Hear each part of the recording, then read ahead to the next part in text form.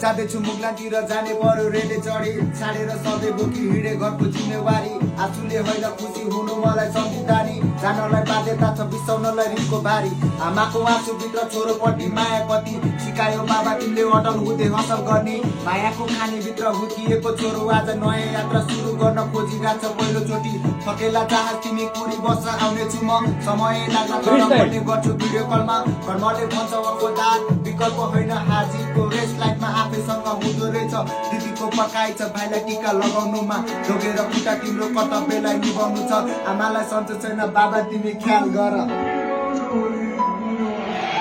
मुगला नहेर जाँदैछु सानो रेलै चढेर यो मन जचेर न सानो तिमीलाई सम्झेर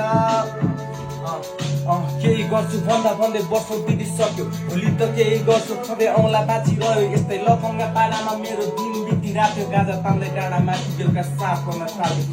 कोही साथी आस बोकी साथ समुद्र पारीका छन् कोही बने टनमा पैसा आफ्नो कामलाई दिगो राख्छन् कोही बने मोडिफाइड ब्याग लिएर फाइदिरहेछन् कोही बने आफ्नो व्यापारी कोही फ्यामिली रमाइरहेछन् म बने आफ्नै सोचले परिरहेको छु अलमल थाहा छैन जिन्दगीका बगिरहेछ सरल चढ्ने कोसिस गरिसक्छु तर एक दुईचोटि हार्न खाए जितेको के अर्थ भयो र जितेको के अर्थ भयो